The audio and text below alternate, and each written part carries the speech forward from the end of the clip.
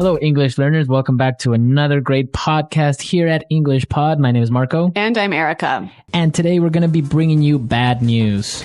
That's right. Actually, what we're really going to be bringing you is language to talk about bad news. Exactly. So maybe you have to give bad news to your boss, to your parents, I don't know, somebody, and we're going to be teaching you how to do this in English. Well, obviously, it's always difficult to tell somebody bad news, but in your second language, it's even harder. So we're going to try and help you today with some great phrases and vocabulary items. We're not going to preview anything today. Let's go directly to our dialogue where we will be in a company and one of the employees is going to be giving bad news to his boss. So let's listen.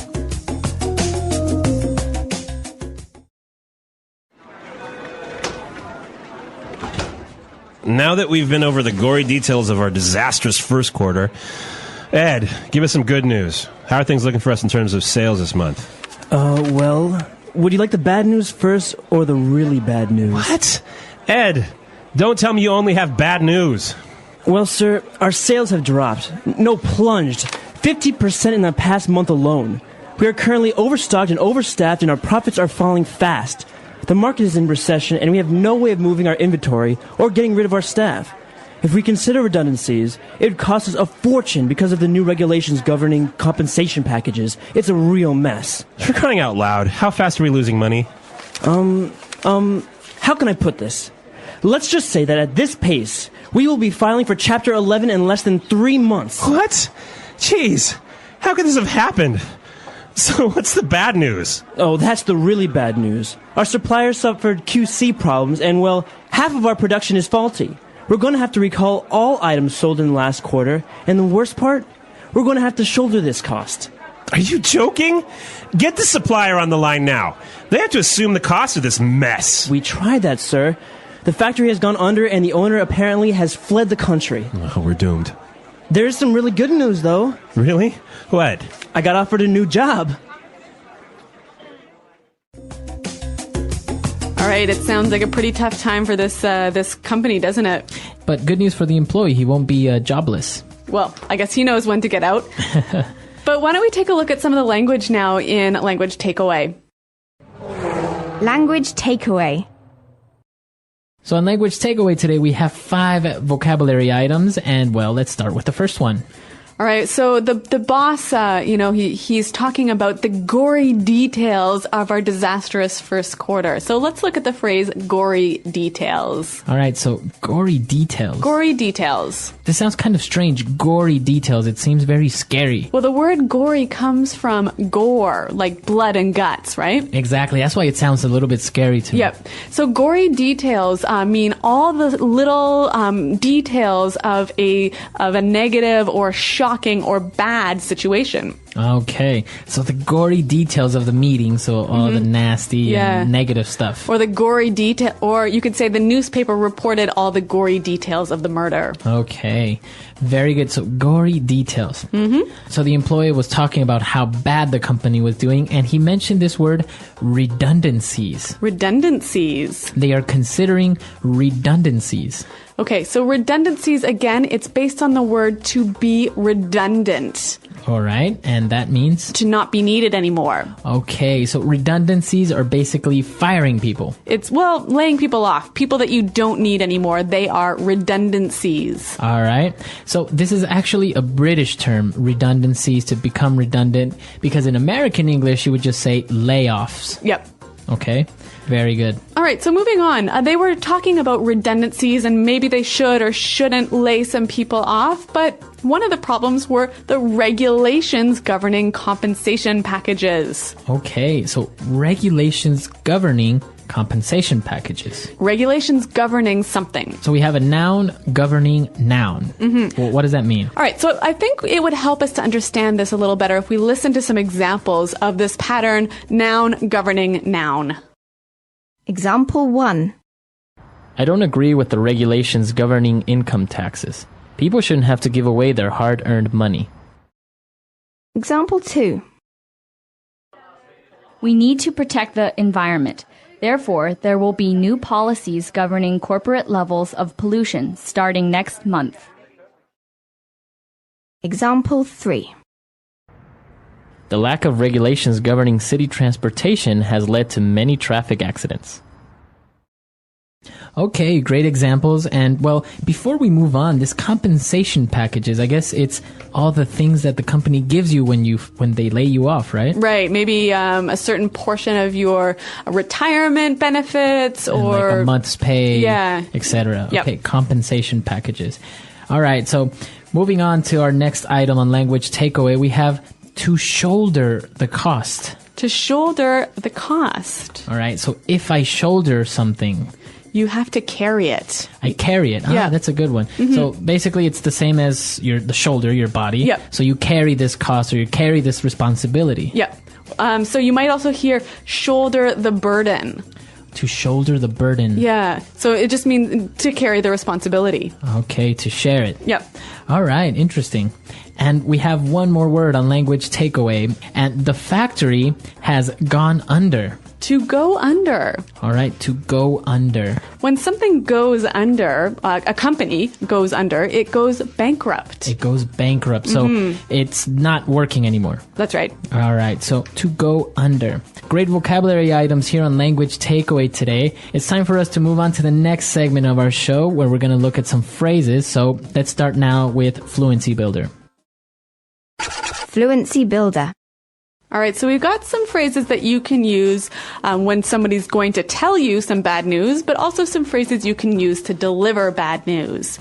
All right, so let's start with our first phrase. So the boss is getting ready to prepare for this bad news, and he says, "Lay it on me." He's like, okay, lay it on me. Lay it on me. So if I say this, lay it on me, I'm just saying, tell me. Exactly. So give me the bad news. Mm-hmm. All right, so lay it on me. Very informal, though. Yeah, you're right. It is kind of informal. But our next phrase, the boss is hearing about all this bad news, and he says, "For crying out loud." For crying out loud. For crying out loud. All right, so this is a very common phrase of frustration. Yep. Right? So why don't we listen to some examples to kind of understand how we use this phrase? Example 1. For crying out loud, when I tell you to have the report done by Wednesday, that means I expect it to be on my desk by the end of the day. Example 2. We've got to figure out a new marketing strategy for crying out loud. Example 3. For crying out loud, you just got your driving license and you already got in an accident? So it kind of reminds me of "oh my god." So you're frustrated. You're just saying this phrase as "oh my god" or something like this. Yeah. It's like, "Oh, this is so annoying." Exactly. For crying out loud. Yep. All right. Moving on to our third phrase. How can I put this? How can I put this? So the boss asked him a direct question and he said, well, how can I put this? So we use this phrase when we want to say something maybe a little bit more indirectly. Right, so you're looking for words of how you can make it softer or more polite. Maybe Yep. the truth or what you're about to say is a little bit strong, so you want to soften it up a bit. Yeah. Okay, so you say, how can I put this? But then you have to complement it with, let's just say that. Let's just say that. Let's just say that. So how do we use this phrase? So, for example, somebody asks me, well, what do you mean? Why can't you come on vacation with us? Mm-hmm. And I would say, how can I put this? Let's just say that in 9 months you will hear the pitter-patter of little feet. Okay, so your girlfriend's pregnant. Exactly. So you're not saying, my girlfriend is pregnant. You're giving like a metaphor. A metaphor of Yeah. what's going on. But you don't want to say it directly. Yeah. Right? Another example, I might say, let's just say that Michael isn't doing a great job. All right. So maybe there are very strong reasons or he's doing very, very poorly. Right, but I'm just sort of not saying it exactly directly that he's doing bad. Okay, very good. So it's a phrase that you can actually use a lot. And to be a little bit more polite or a little bit more indirect when you're giving somebody some bad news. Exactly. Two nice sort of complimenting phrases for delivering bad news, and why don't we hear them one more time in the dialogue?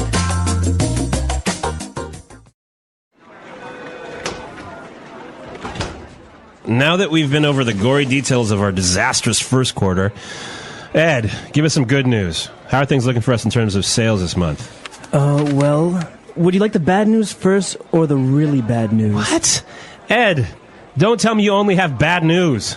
Well, sir, our sales have dropped. No, plunged. 50% in the past month alone. We are currently overstocked and overstaffed, and our profits are falling fast. The market is in recession, and we have no way of moving our inventory or getting rid of our staff. If we consider redundancies, it would cost us a fortune because of the new regulations governing compensation packages. It's a real mess. For crying out loud, how fast are we losing money? How can I put this? Let's just say that at this pace, we will be filing for Chapter 11 in less than 3 months. What? Jeez, how could this have happened? So what's the bad news? Oh, that's the really bad news. Our suppliers suffered QC problems, and well, half of our production is faulty. We're going to have to recall all items sold in the last quarter, and the worst part, we're going to have to shoulder this cost. Are you joking? Get the supplier on the line now. They have to assume the cost of this mess. We tried that, sir. The factory has gone under, and the owner apparently has fled the country. Oh, we're doomed. There's some really good news, though. Really? What? I got offered a new job.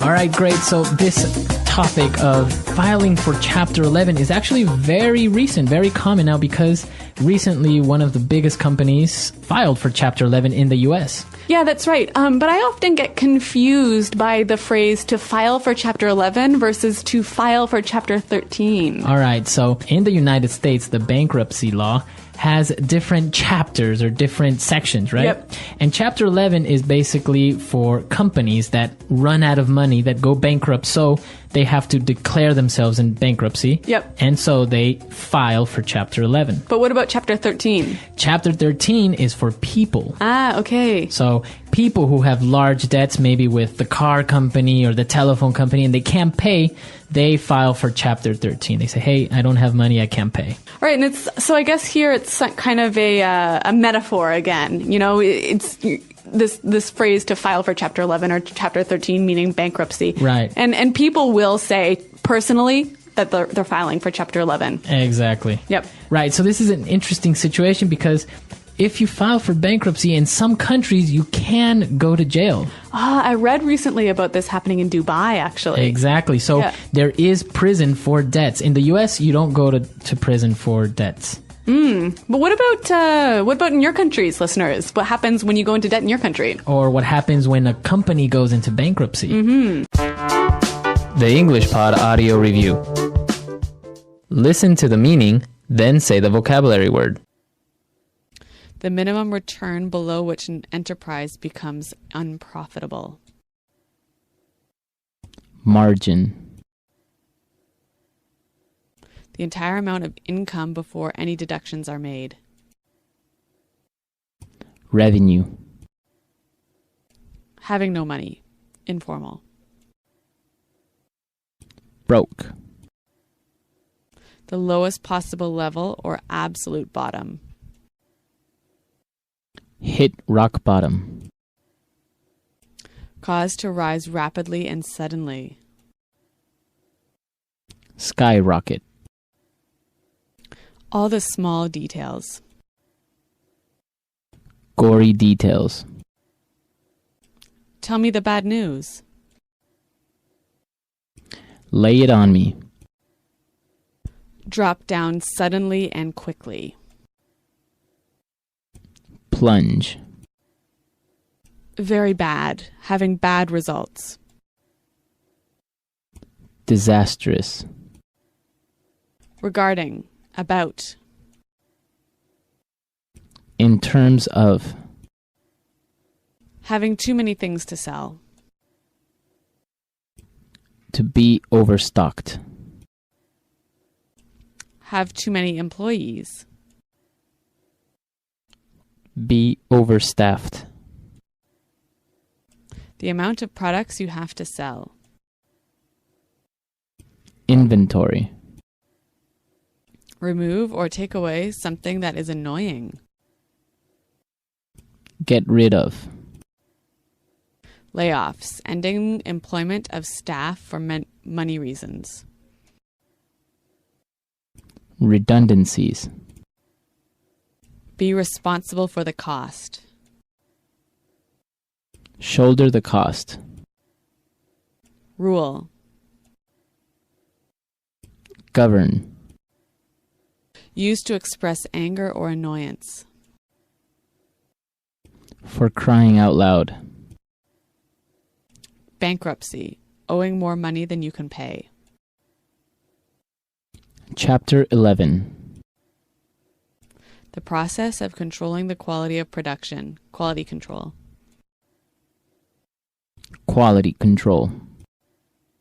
Let's try that faster. Regarding. About. In terms of. Tell me the bad news. Lay it on me. Having too many things to sell. To be overstocked. Used to express anger or annoyance. For crying out loud. Rule. Govern. The amount of products you have to sell. Inventory. The process of controlling the quality of production. Quality control. Quality control. The entire amount of income before any deductions are made. Revenue. All the small details. Gory details. Layoffs. Ending employment of staff for money reasons. Redundancies. Remove or take away something that is annoying. Get rid of. Cause to rise rapidly and suddenly. Skyrocket. Very bad. Having bad results. Disastrous. Having no money. Informal. Broke. Be responsible for the cost. Shoulder the cost. The lowest possible level or absolute bottom. Hit rock bottom. Bankruptcy. Owing more money than you can pay. Chapter 11. Have too many employees. Be overstaffed. The minimum return below which an enterprise becomes unprofitable.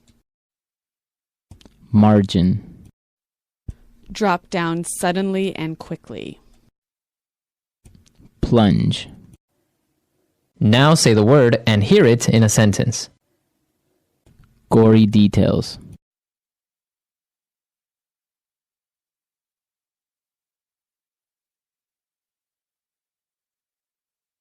Without going too much into the gory details of the current economy, you should know that we expect business to slow down in the next few months. Gory details.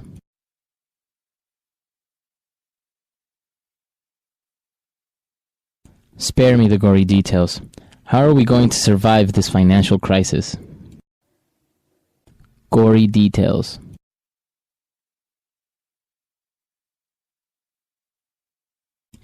Tell me all about your pregnancy, sparing me the gory details, of course.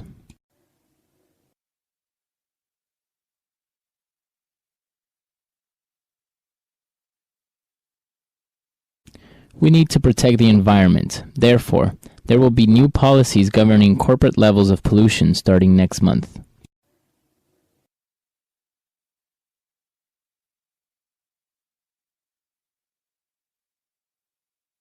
I don't agree with the regulations governing income taxes. People shouldn't have to give away their hard-earned money.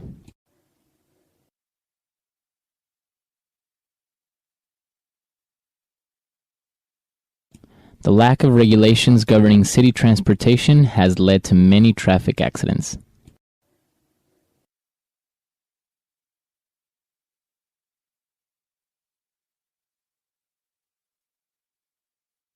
Our insurance for a financial crisis expired 6 months ago, so we are going to have to shoulder the cost of this loss.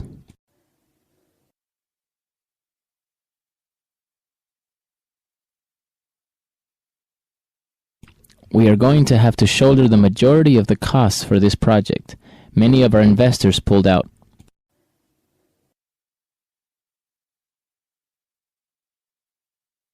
You're going to have to shoulder the costs if you break that vase. For crying out loud.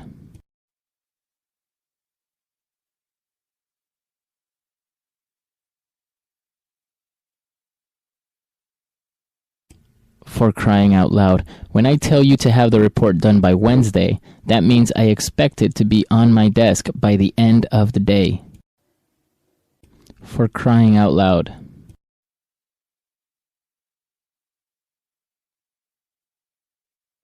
We've got to figure out a new marketing strategy for crying out loud.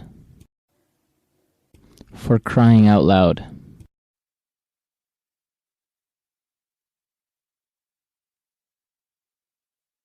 For crying out loud. You just got your driving license and you already got in an accident?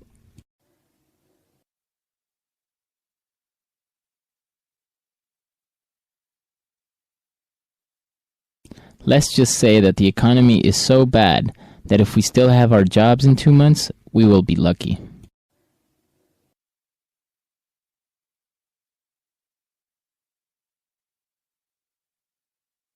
Let's just say that if we don't come up with an exciting marketing strategy soon, we might go bankrupt.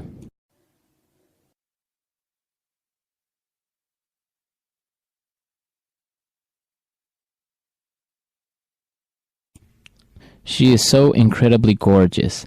Let's just say that when she walks by, people turn their heads to watch her pass. And today we have a great intermediate lesson for you. That's right. We've got some excellent real English for you all about cleaning the house. Cleaning the house, that's a real life situation, so we're going to give you real English. Exactly. So in today's lesson, we're going to look at language about cleaning the house. We're also going to learn a few phrases that you can use if you want to ask someone for help. And maybe if you're a little bit lazy like me, a phrase or two to avoid doing work. Okay, well, let's get started then with our vocabulary preview. Vocabulary preview.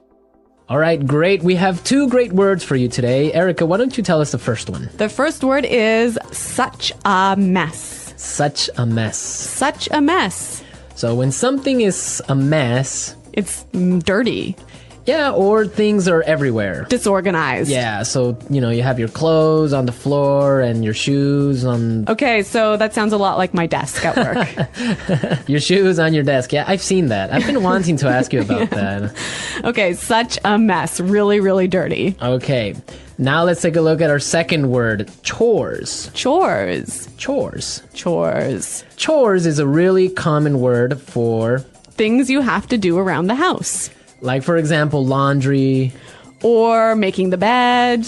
Or when you have to take out the garbage. Those are all examples of chores. Chores, yeah. I guess everyone can remember when they were kids, they had chores to do. Yeah, when I was a kid, it was my chore to chop wood. Chop wood? Yeah. That's a great chore. Playing with an axe. Maybe if you're a boy, but for a girl, it was not so great. That's why you're so strong and fit. All right, so let's listen to our dialogue for the first time. It's going to be kind of fast. But don't worry if you miss something, because we'll explain all of the important language afterwards.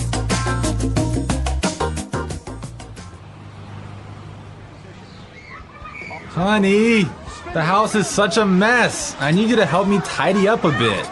My boss and her husband are coming over for dinner and the house needs to be spotless.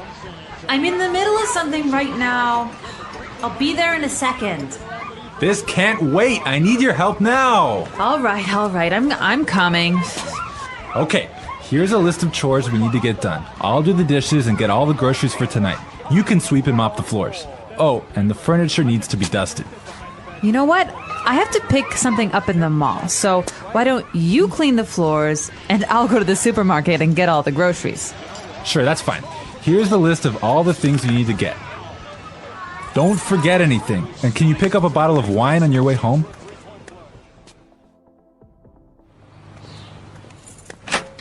Hey, honey, I'm back. Wow, the house looks really good. Great. Can you set the table? Just a sec. I'm just gonna vacuum this rug real fast. Wait, don't turn it on!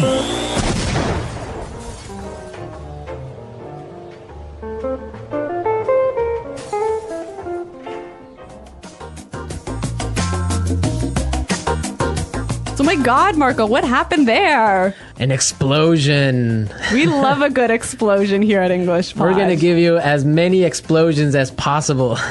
Okay. Right. So let's take a look at our language takeaway. Language takeaway. So language takeaway is the part of our lesson where we teach you what we think are some really important words that are found in the dialogue. Exactly. And we have 3 really important words in our dialogue today. So let's start with the first one. Tidy up. Tidy up. Tidy up. So to tidy up means to... Put things in their correct spot. Right. So put the shoes on the floor. Get those shoes off my desk. Exactly. So tidy up. Organize things a little bit. Yeah, put things away. Okay, let's take a look at our second word now. Spotless. Spotless. Spotless. Spotless. So when you want something to be spotless, you want it to be really clean. Really clean, not a spot of dirt on it. Like your desk. Exactly. My desk is spotless. My desk is not spotless. All right, great word. Now let's take a look at our last word for language takeaway. Mall. Mall. Mall. M-A-L-L, mall. Mall, yeah. It's a strange sounding word. It is a little bit funny sounding, but it basically means a large building with many shops inside, many different stores inside. Right. Now in British English, you would say shopping center. Yeah, I think that's a little bit more common, but in American English, we say mall. Great. So now it's time in our show to look at putting it together. Putting it together.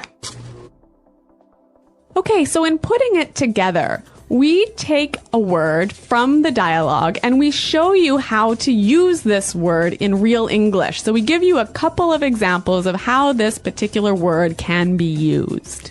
Exactly. So the word that we have for today is groceries. Groceries. Groceries. Groceries. Erica, why don't you tell us what groceries are all about? So groceries are all of the food items that you need to buy at the supermarket. So like your bread and milk and meat and... vegetables. Exactly. Those are all stuff. Groceries. Okay, so let's listen to some examples on how we use this phrase. Example 1. There's no milk. Can you go to the grocery store? Example 2. Here's the grocery list. I need all of these things so that I can cook dinner tonight. Don't forget anything. Example 3. I hate grocery shopping. I can never find what I'm looking for. Okay, great examples. We heard some really interesting combinations, right? Yeah, we heard grocery store. Which is where you buy your groceries. Exactly. Grocery shopping. Buying all your groceries. And grocery list. Where you have all the items that you need to buy. A list of everything you need to buy. Exactly. You know, grocery store. I think this is quite a common word in Canada.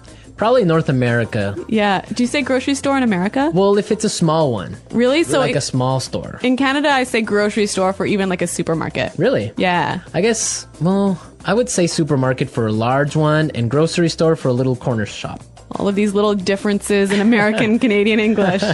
Okay, I think it's time for us to listen to our dialogue another time. This time it'll be a little bit slower.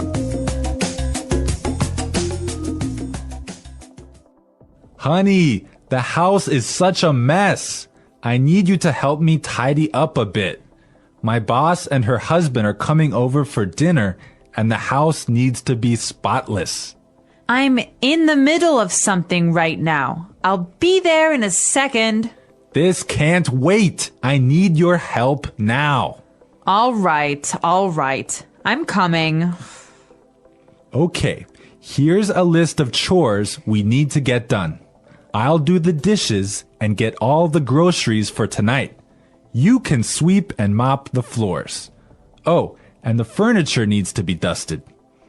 You know what? I have to pick something up at the mall. So Why don't you clean the floors and I'll go to the supermarket and get all the groceries? Sure, that's fine. Here's the list of all the things you need to get. Don't forget anything. And can you pick up a bottle of wine on your way home? Hey, honey, I'm back. Wow, the house looks really good. Great. Can you set the table? Just a sec. I'm just gonna vacuum this rug real fast. Wait! Don't turn it on!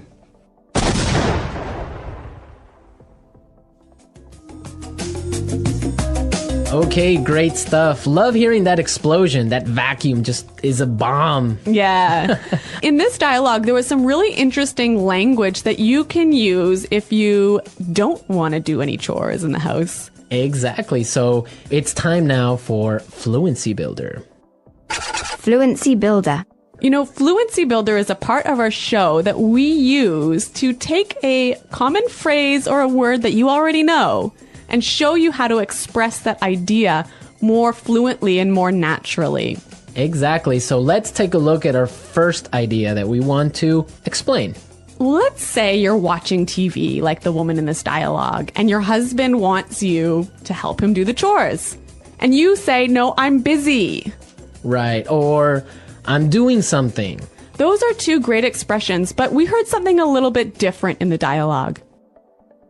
I'm in the middle of something right now. I'm in the middle of something right now. Yeah, that phrase is great. It means she's busy. She's doing something. Yeah, I'm in the middle of something. Yeah.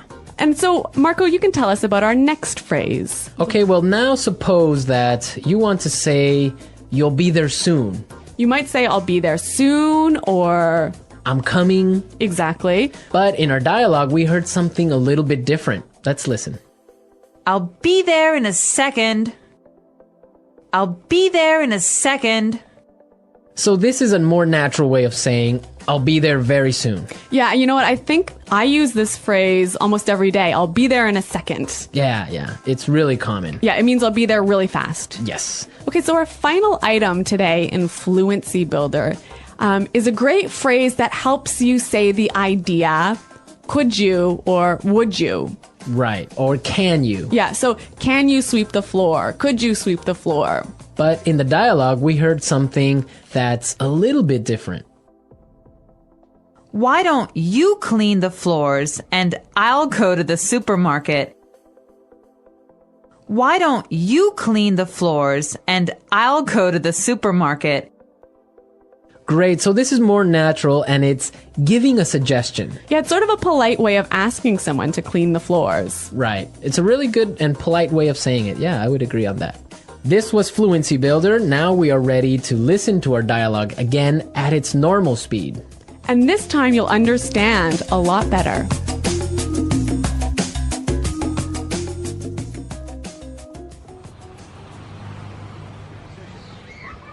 Honey, the house is such a mess. I need you to help me tidy up a bit. My boss and her husband are coming over for dinner and the house needs to be spotless. I'm in the middle of something right now. I'll be there in a second. This can't wait. I need your help now. All right. I'm coming. Okay, here's a list of chores we need to get done. I'll do the dishes and get all the groceries for tonight. You can sweep and mop the floors. Oh, and the furniture needs to be dusted. You know what? I have to pick something up in the mall. So why don't you clean the floors and I'll go to the supermarket and get all the groceries? Sure, that's fine. Here's the list of all the things you need to get. Don't forget anything. And can you pick up a bottle of wine on your way home?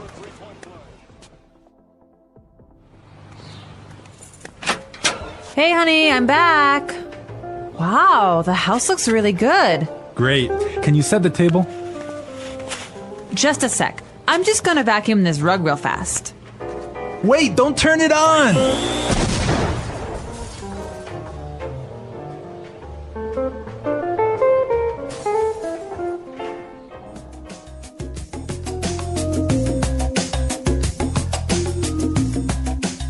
Has this ever happened to you? Has your vacuum cleaner exploded in your house? Well, not a big explosion like this one. Not so dramatically. Not so dramatically.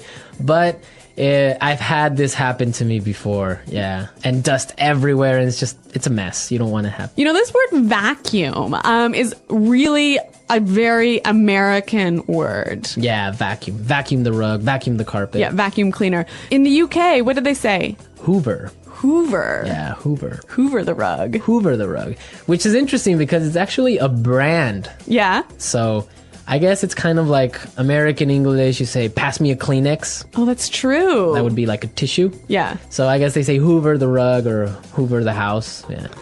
Wow. You know, I really love these small differences in meaning that we have between American English and British English. Yeah, it's fun. Okay. Well, another interesting thing about this is that the man was doing the housework. I know. He's a house husband. Yeah, so he's the one doing all the chores in the house. Yeah, that's the new trend now. Now it's more popular for men to stay home and take care of the babies and clean the house. Yeah, like when I was growing up, my dad would take out the garbage and that was it. My mom had to do everything else. But now I think it's becoming a lot more common, especially in North America, for the household chores to be divided between the man and the wife equally. Yeah, I think it's fair. Me too. Yeah. You'd make a good husband, Marco. That's what they say, but they haven't married me yet. Okay. The importance of cleaning the house. Cleaning the house is one of the most important activities in our daily lives. A clean house is not just about appearance. It is about health, happiness, and comfort. When you clean your house, you create a safe and pleasant environment for yourself and your family.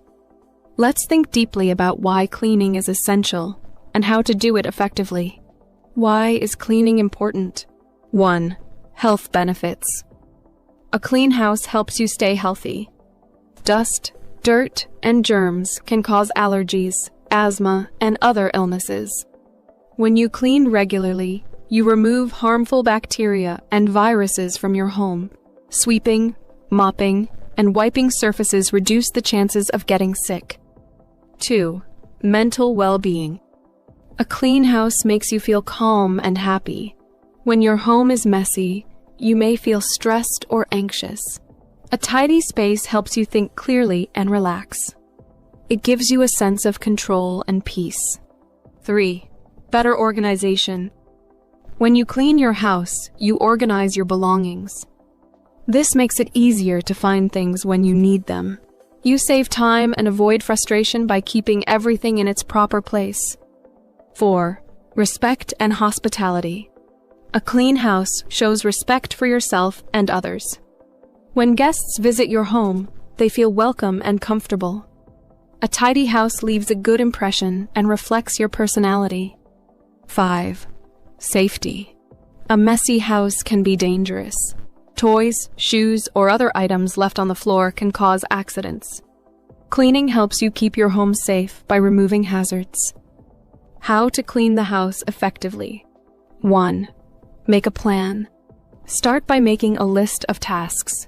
Decide which rooms need the most attention. Break big tasks into smaller ones. For example, instead of saying clean the kitchen, list specific tasks like wash dishes, wipe the counter, and sweep the floor. 2. Gather your tools. Before you start, gather all the tools you need: a broom, mop, cleaning cloths, detergent, vacuum cleaner, and trash bags. Having everything ready makes cleaning faster and easier. 3. Clean one room at a time. Focus on one room before moving to the next. This helps you stay organized and see progress. Start with the room that needs the most cleaning, such as the kitchen or bathroom. 4. Start from top to bottom. Always clean from the top of the room to the bottom. Dust shelves, clean windows, and wipe furniture first. Then clean the floor. This way, dust and dirt fall to the floor, and you can clean it at the end. 5. Declutter. Get rid of items you don't need. Old papers, broken items, and unused clothes take up space and make your house look messy. Donate or recycle these items. 6. Set a schedule. Make cleaning a regular habit. Daily tasks like making the bed and washing dishes keep your house tidy. Weekly tasks like mopping the floor and cleaning the bathroom help maintain cleanliness. 7. Involve everyone. Cleaning is not just one person's job. If you live with family or roommates, ask everyone to help. Give each person a task. Working together makes cleaning faster and easier. Areas to focus on. 1. Kitchen. The kitchen is one of the busiest areas in the house. Clean the stove, wipe the counters, and wash the dishes every day. Throw out old food from the fridge and take out the trash regularly. 2. Bathroom. The bathroom can get dirty quickly. Scrub the sink, toilet, and shower to prevent stains and germs. Use a disinfectant to kill bacteria. 3. Living room. The living room is where you relax and spend time with family. Dust the furniture, vacuum the carpet, and organize items like books and remote controls. 4. Bedroom. A clean bedroom helps you sleep better. Make your bed every morning and put away clothes and shoes. Vacuum or sweep the floor to keep it dust-free. 5. Windows and doors. Don't forget windows and doors. Clean them with a cloth or sponge to remove dirt and fingerprints. Clean windows let in more light, making your house feel brighter and fresher. 6. Outdoor areas. If you have a garden or balcony, keep it clean too. Sweep the area, water the plants, and remove weeds or trash. Tips for maintaining a clean house. The English Pod Audio Review. Listen to the meaning, then say the vocabulary word. Very dirty, disordered. Such a mess. Put things in place. Organize. Tidy up. Perfectly clean. Spotless. Busy doing something at the moment. In the middle of something. Common house tasks. Chores. Food that you buy at a store. Groceries. Careful, thorough house cleaning usually done in the spring. Perfectly clean, having no dirt at all. Immaculate. Wash the dirty clothes. Do the laundry. Soap used to wash plates, knives, forks, bowls, etc. Dish detergent. Garbage, American English. Trash. Garbage, British English. Rubbish. Let's try that faster. Perfectly clean. Spotless. Careful, thorough house cleaning usually done in the spring. Put things in place. Organize. Tidy up. Garbage, British English. Rubbish. Common house tasks. Chores. Soap used to wash plates, knives, forks, bowls, etc. Dish detergent. Perfectly clean, having no dirt at all. Immaculate. Garbage, American English. Trash. Wash the dirty clothes.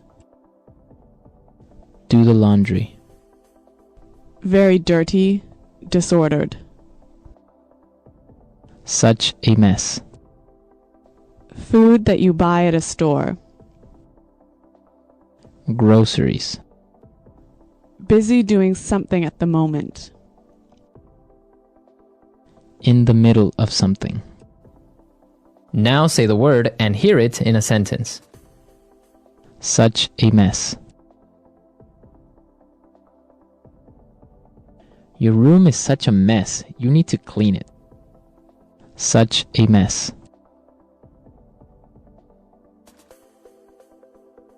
The garage is such a mess. I can't find anything in here. Such a mess. When you cook, you always make such a mess. Tidy up.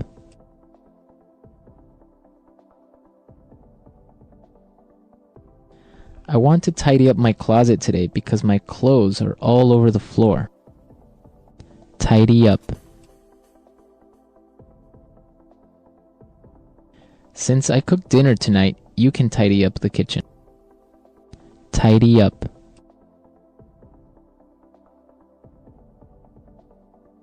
If you want to go outside and play, you need to tidy up your room. Tidy up.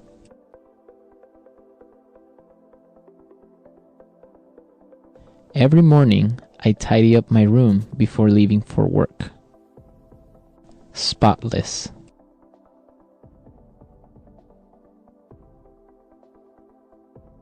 I spent all morning cleaning my car, so now it's spotless.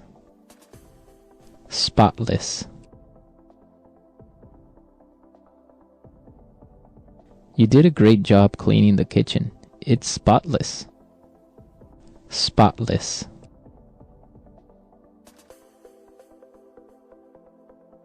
We need to make sure that the house is spotless before the guests arrive. In the middle of something.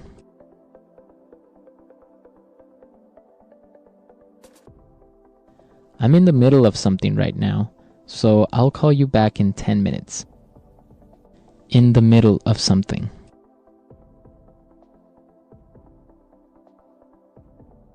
I can't go to lunch now. I'm in the middle of something really important. In the middle of something.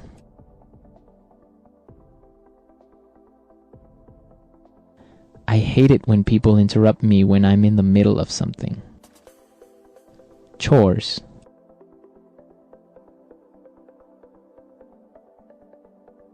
When I was younger, I used to help my mother with the daily chores. Chores.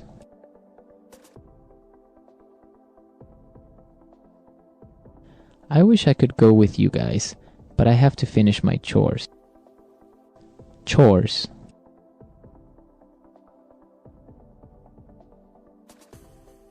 I hate doing chores, especially washing the dishes. Groceries. We need to go buy some groceries for this week. Groceries.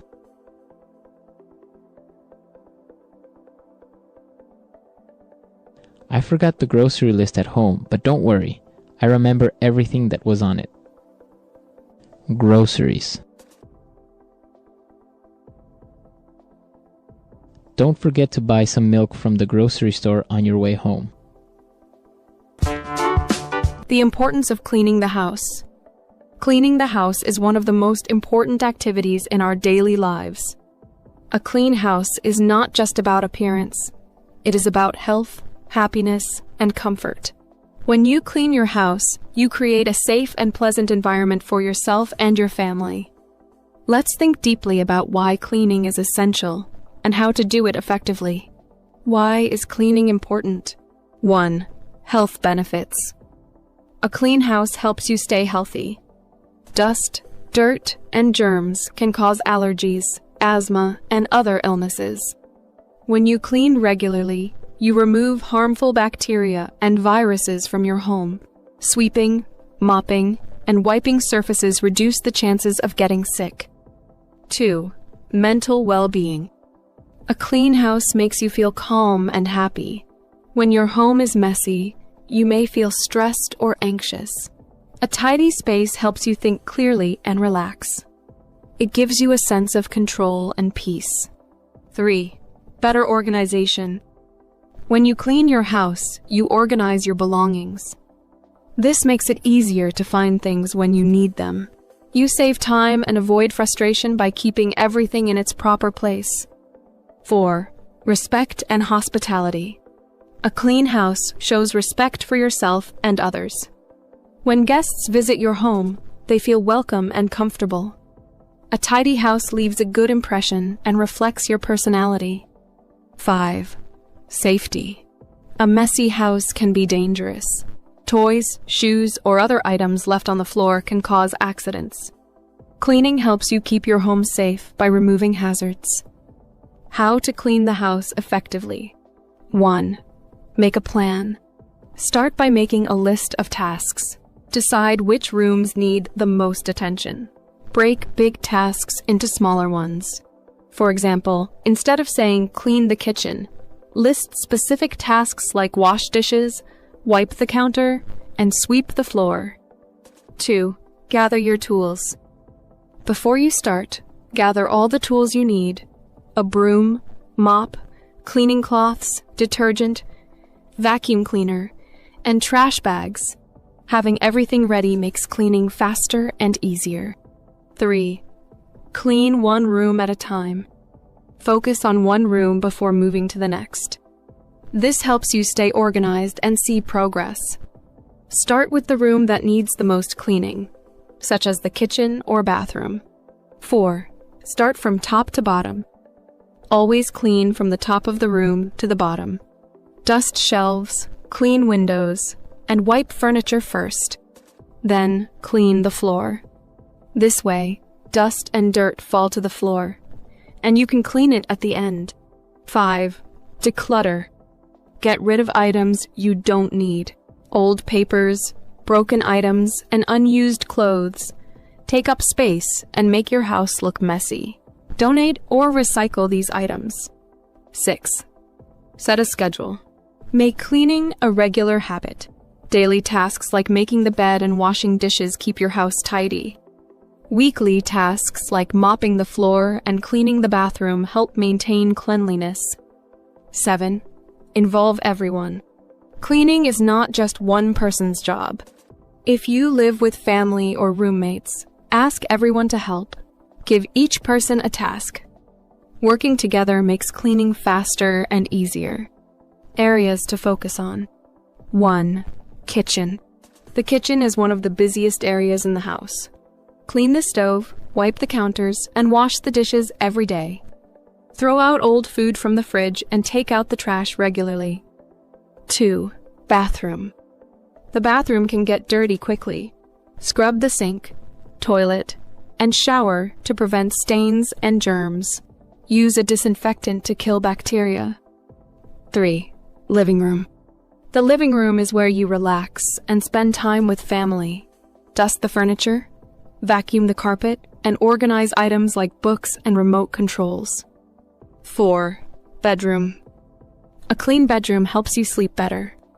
Make your bed every morning and put away clothes and shoes. Vacuum or sweep the floor to keep it dust-free. 5. Windows and doors. Don't forget windows and doors. Clean them with a cloth or sponge to remove dirt and fingerprints. Clean windows let in more light, making your house feel brighter and fresher. 6. Outdoor areas. If you have a garden or balcony, keep it clean too. Sweep the area, water the plants, and remove weeds or trash. Tips for maintaining a clean house. The English Pod Audio Review. Listen to the meaning, then say the vocabulary word. Very dirty, disordered. Such a mess. Put things in place. Organize. Tidy up. Perfectly clean. Spotless. Busy doing something at the moment. In the middle of something. Common house tasks. Chores. Food that you buy at a store. Groceries. Careful, thorough house cleaning, usually done in the spring. Perfectly clean, having no dirt at all. Immaculate. Wash the dirty clothes. Do the laundry. Soap used to wash plates, knives, forks, bowls, etc. Dish detergent. Garbage, American English. Trash. Garbage, British English. Rubbish. Let's try that faster. Perfectly clean. Spotless. Careful, thorough house cleaning, usually done in the spring. Put things in place. Organize. Tidy up. Garbage, British English. Rubbish. Common house tasks. Chores. Soap used to wash plates, knives, forks, bowls, etc. Dish detergent. Perfectly clean, having no dirt at all. Immaculate. Garbage, American English. Trash.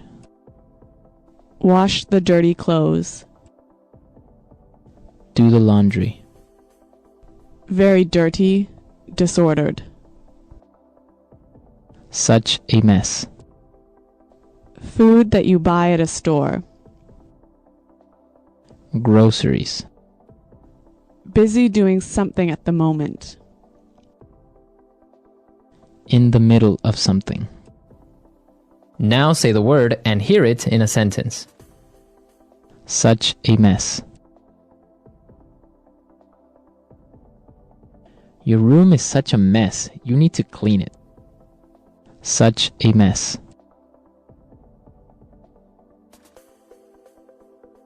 The garage is such a mess. I can't find anything in here. Such a mess.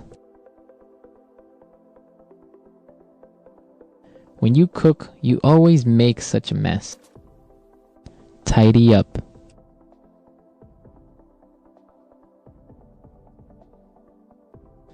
I want to tidy up my closet today because my clothes are all over the floor. Tidy up. Since I cooked dinner tonight, you can tidy up the kitchen. Tidy up.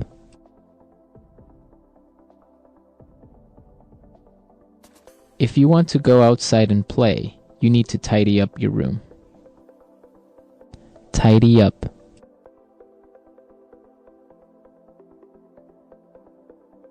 Every morning, I tidy up my room before leaving for work. Spotless.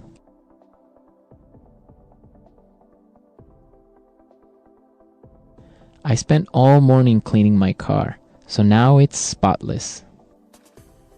Spotless. You did a great job cleaning the kitchen. It's spotless. Spotless.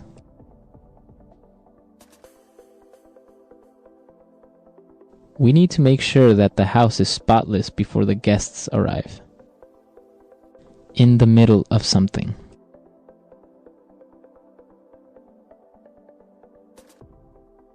I'm in the middle of something right now, so I'll call you back in 10 minutes.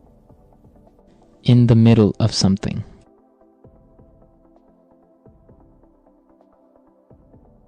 I can't go to lunch now. I'm in the middle of something really important. In the middle of something.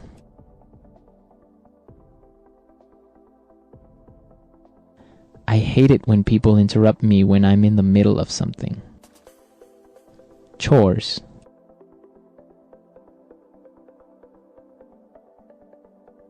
When I was younger, I used to help my mother with the daily chores. Chores.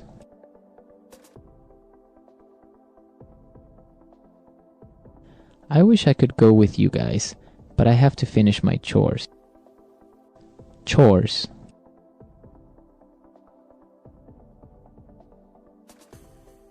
I hate doing chores, especially washing the dishes. Groceries. We need to go buy some groceries for this week. Groceries.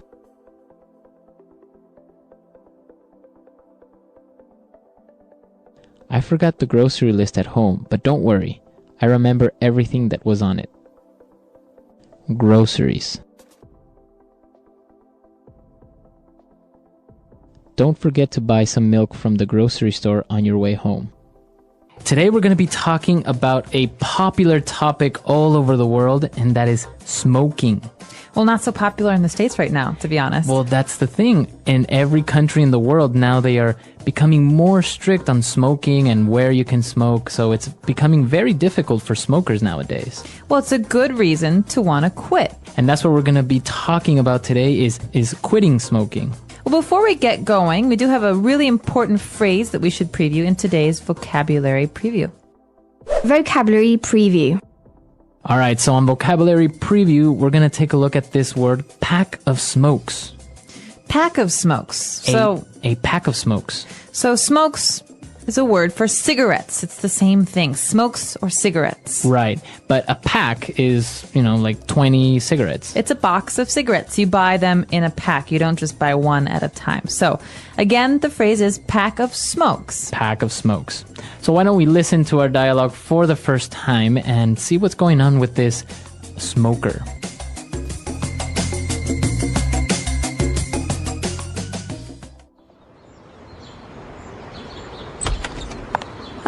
It smells like an ashtray in here. Hi, honey. What's wrong? Why do you have that look on your face? What's wrong? I thought we agreed you were going to quit smoking. No. I said I was going to cut down, which is very different. You can't just expect me to go cold turkey overnight. Look, there are other ways to quit. You can try the nicotine patch or nicotine chewing gum. We spend a fortune on cigarettes every month. And now laws are cracking down and not allowing smoking in any public place. It's not like you can just light up like before. I know. I really am trying, but I don't have the willpower to just quit. I can't fight with the urge to reach for my pack of smokes in the morning with coffee or after lunch. Please understand. Fine. I want a divorce.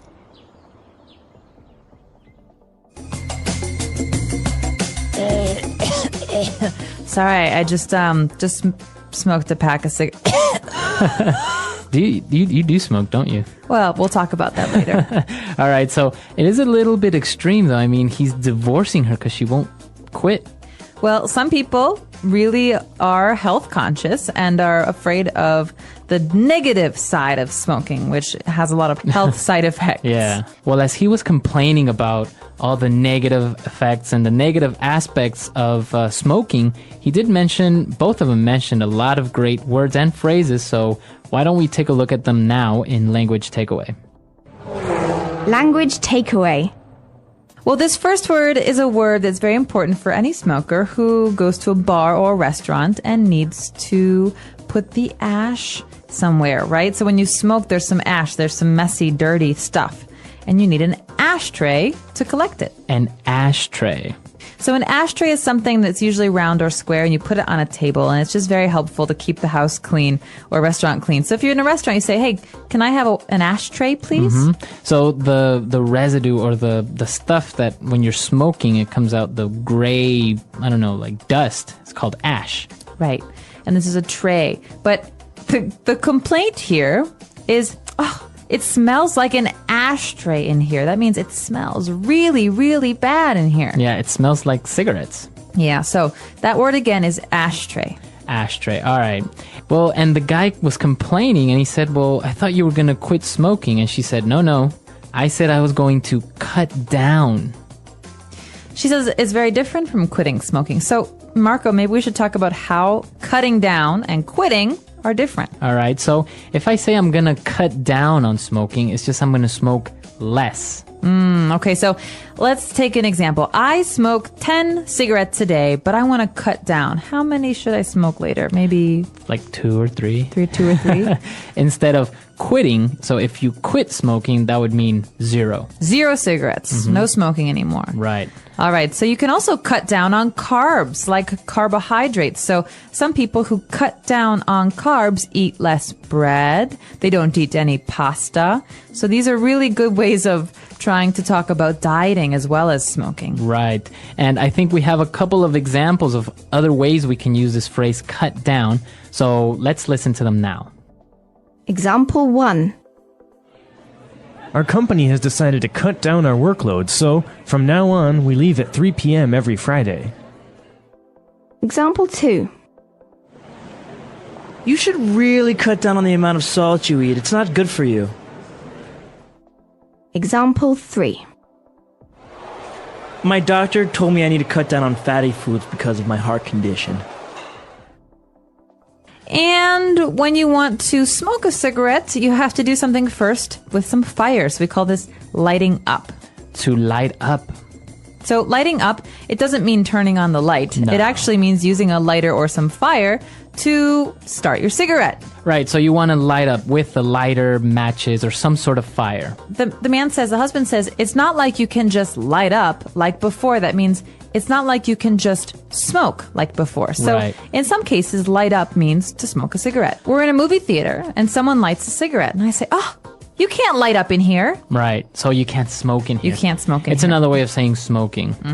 Very good. And she was explaining, how difficult it is, and she's trying to quit, but she said, I don't have the willpower to just quit. Ooh, willpower. So this is an important word.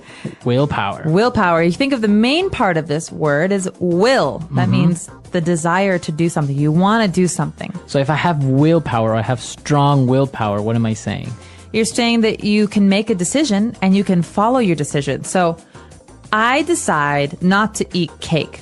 I have very strong willpower, so I never eat cake. If I don't have strong willpower, maybe I sometimes cake. secretly eat cake in the middle of the night from my refrigerator. So that happens, right? Sometimes you don't have strong enough willpower, so you kind of eat a little bit of cake.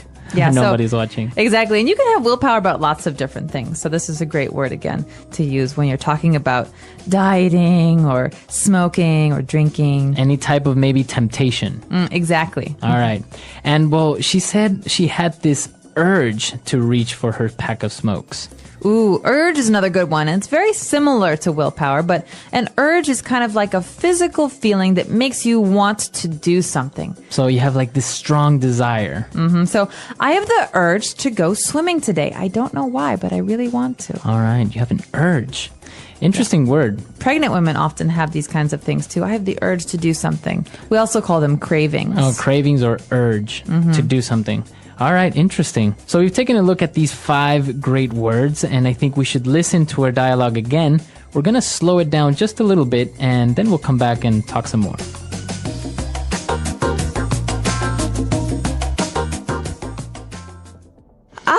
It smells like an ashtray in here. Hi, honey. What's wrong?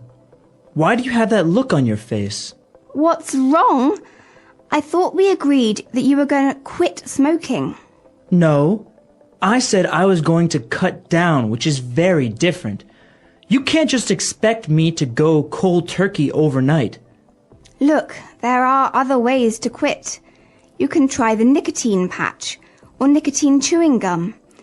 We spend a fortune on cigarettes every month, and now laws are cracking down and not allowing smoking in any public place. It's not like you can just light up like before. I know. I really am trying, but I don't have the willpower to just quit. I can't fight with the urge to reach for my pack of smokes in the morning with coffee or after lunch.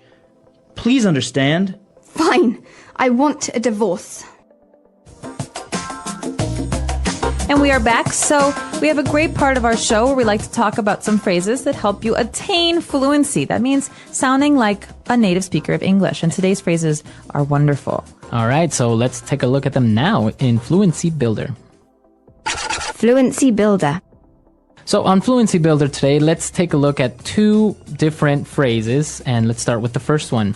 She mentioned something about going cold turkey overnight. What is that phrase, cold turkey? Now, this is a very strange phrase, okay? So, first of all, why would a turkey be cold? They have lots of feathers. And second of all, what does it have to do with cigarettes? Right, so if I say I'm going cold turkey, what is that? So, just take this as a phrase. Don't think about the actual words because they won't make sense in this context. What we're talking about is quitting smoking entirely. You're not going to cut down. It means today, I'm not going to smoke at all, and I'm never going to smoke again. That means never ever will I smoke another cigarette. So it's cold turkey.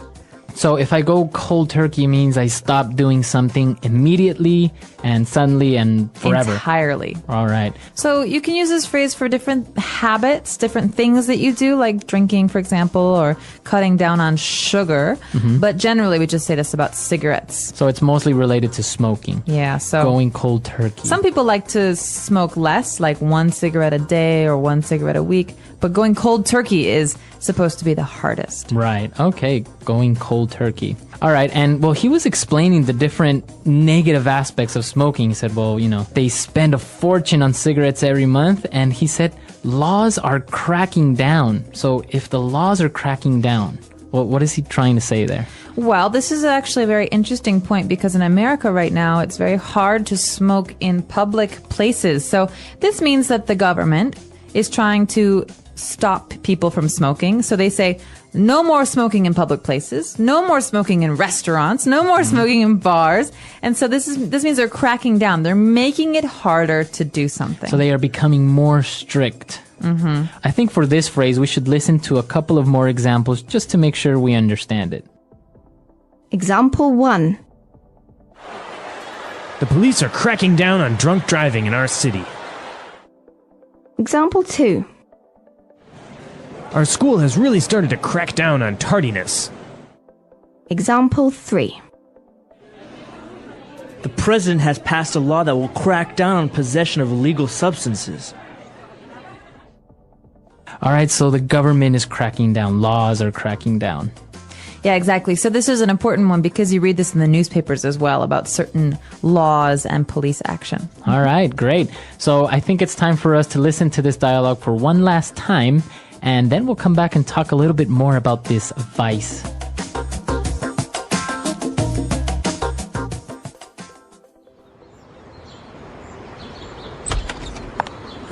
It smells like an ashtray in here. Hi, honey. What's wrong? Why do you have that look on your face? What's wrong? I thought we agreed you were going to quit smoking. No. I said I was going to cut down, which is very different. You can't just expect me to go cold turkey overnight. Look, there are other ways to quit. You can try the nicotine patch or nicotine chewing gum. We spend a fortune on cigarettes every month. And now laws are cracking down and not allowing smoking in any public place. It's not like you can just light up like before. I know. I really am trying, but I don't have the willpower to just quit. I can't fight with the urge to reach for my pack of smokes in the morning with coffee or after lunch. Please understand. Fine, I want a divorce.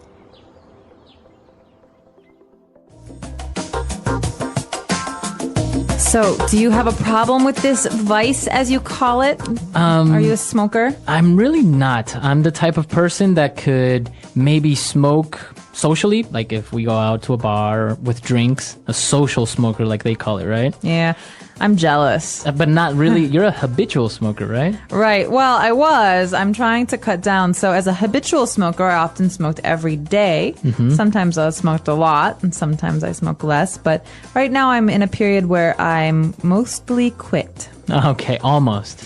Yeah, well, I haven't smoked in a while, and when I do, it's just 1 cigarette. Now, it is interesting because, like we mentioned, laws are cracking down on where you can smoke, but also taxes and cigarettes are becoming much more expensive, right? Absolutely, especially where I'm from in Chicago. It's easy to spend maybe $10 US or $12 US on 1 pack of cigarettes. On a pack of cigarettes, imagine that. Yeah. So, and you have people that can't help smoking 1 or 2 packs a day. Yeah. So how much is that a month? It's just an amazing amount of money. Thousands of dollars. Well, and I have to say, though, a lot of my friends who used to smoke in America have quit. So this is maybe working. The whole thing of making cigarettes more Taxing. expensive. Yeah, making them much more expensive. Now, another interesting thing, and what I was reading recently, is that, you know, those warnings that come on cigarette packs Yeah. that says, you know, smoking kills, smoking causes cancer.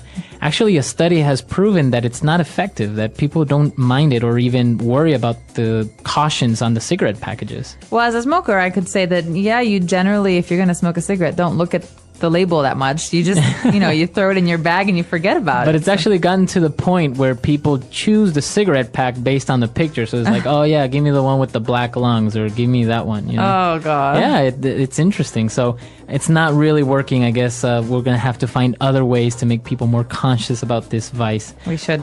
But come to our website at englishpod.com. Tell us what you think about this vice, smoking. Is it good? Is it bad? Are you a habitual smoker or just a social smoker? What is smoking? Smoking is a habit that many people have. Some people smoke every day, while others smoke only sometimes. There are also people who try smoking once and never do it again.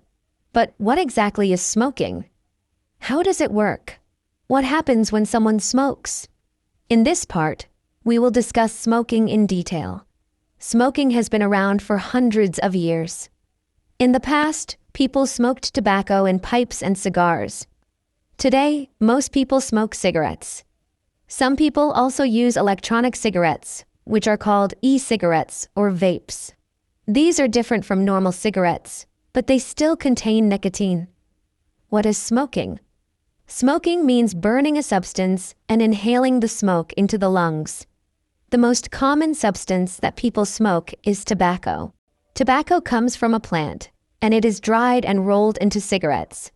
When a person lights a cigarette, the tobacco burns and they breathe in the smoke. When people smoke, they take in many chemicals. Some of these chemicals can be very harmful to the body. Smoking does not only affect the person who smokes, it can also affect the people around them. The smoke from a cigarette spreads in the air, and other people may breathe it in. This is called passive smoking or secondhand smoking. How do people smoke?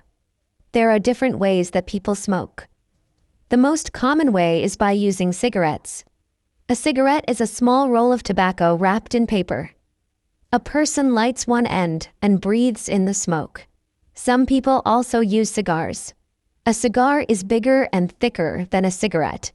It has more tobacco and produces more smoke. Some people believe cigars are more expensive and special, so they smoke them on special occasions.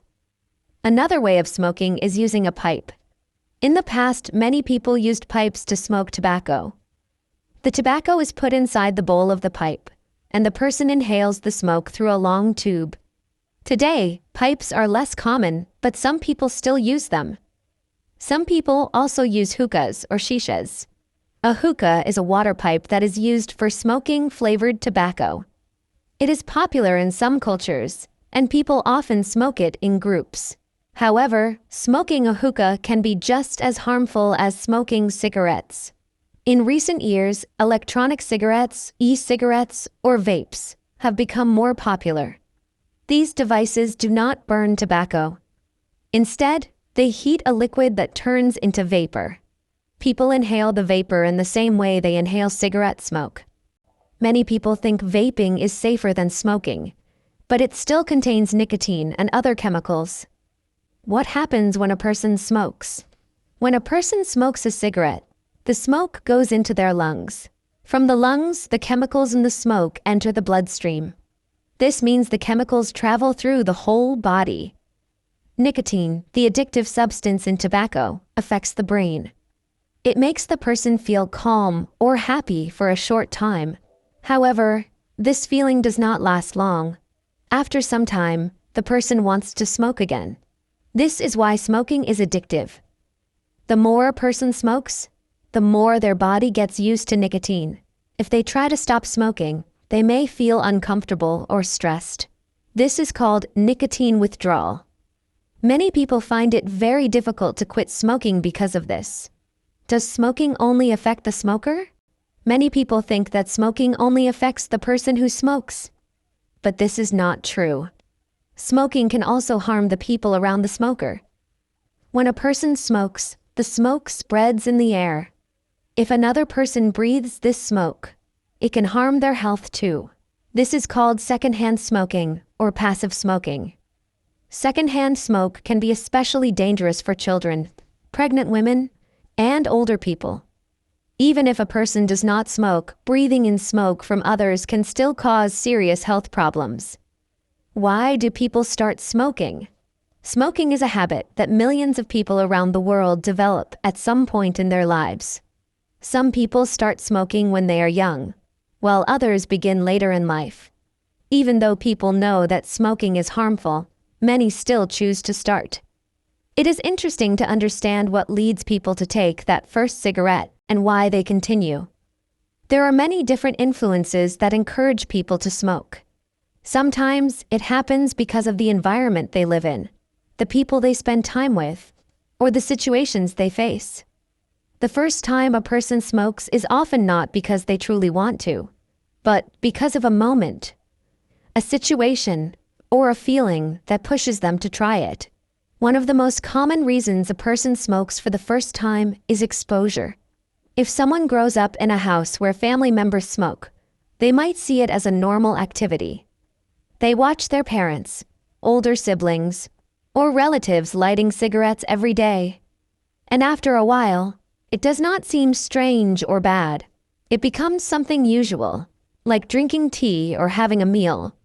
When they get older, they might feel that smoking is just another part of life, and they do not question it.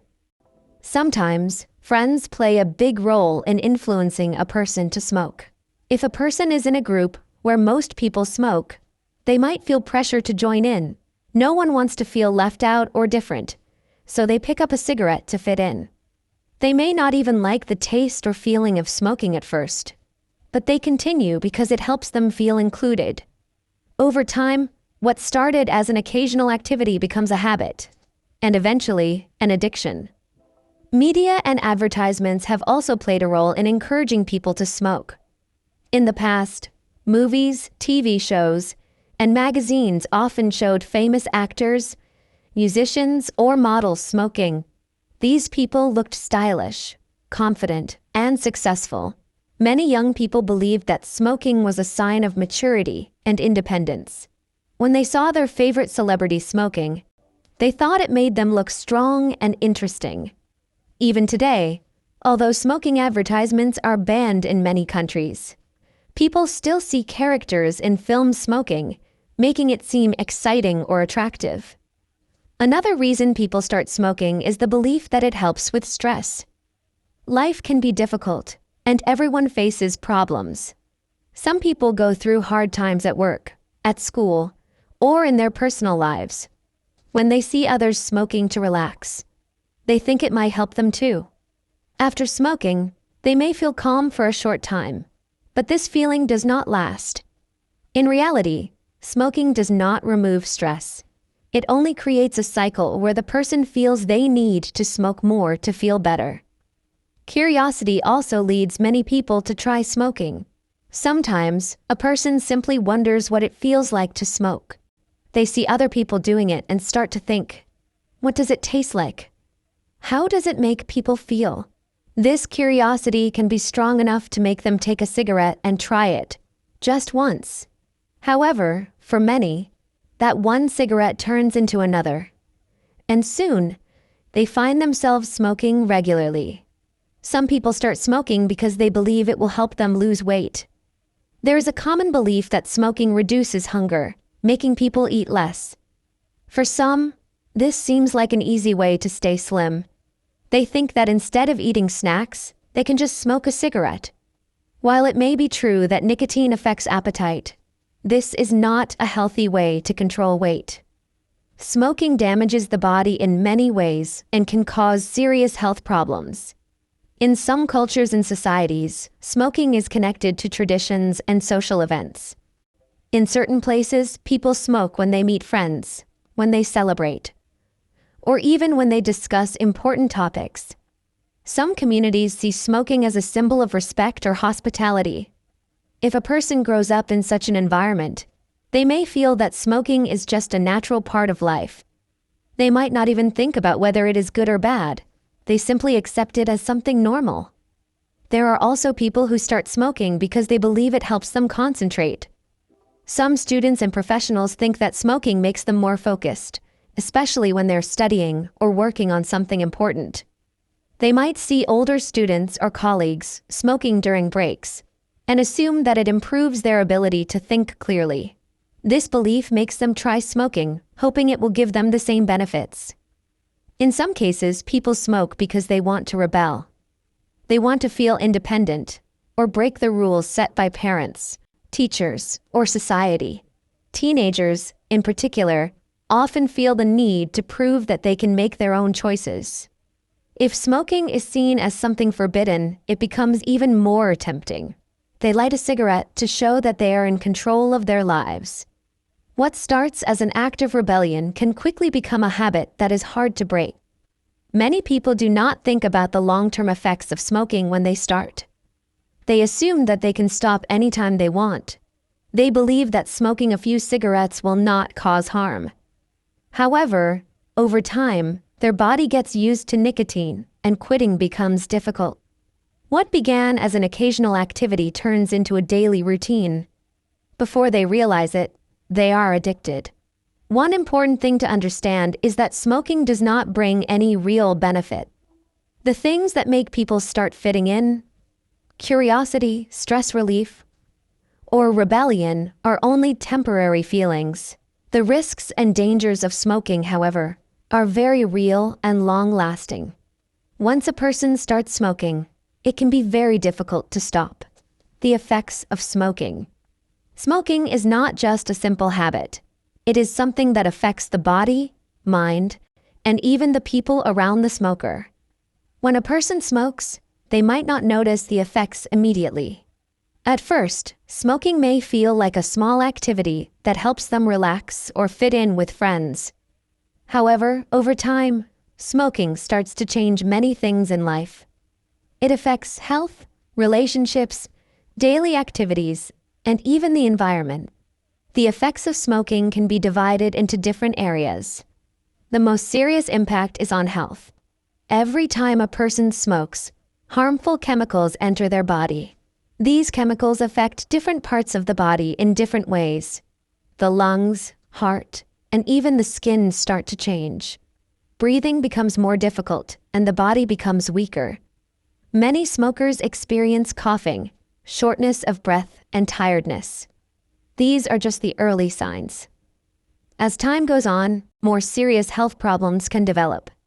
The lungs are one of the first organs to be affected. A healthy person breathes easily, and their lungs work smoothly, but smoking damages the lungs, making it harder to breathe. Smokers often feel like they are out of breath after simple activities like walking or climbing stairs. They also cough more because their lungs try to clear out the harmful substances from cigarettes. Over time, these problems can turn into serious diseases. The heart is another organ that suffers because of smoking. A strong heart is necessary for a healthy life, but smoking weakens it. The chemicals in cigarettes make the heart work harder, increasing the risk of heart disease. Smokers are more likely to have high blood pressure, heart attacks, and other heart problems. Even young smokers can develop heart-related issues if they continue smoking for a long time. Smoking also affects the skin. Many people do not realize this, but cigarettes can change how a person looks. Smokers often develop wrinkles earlier than non-smokers. Their skin becomes dull, dry, and loses its natural glow. This is because smoking reduces the amount of oxygen that reaches the skin.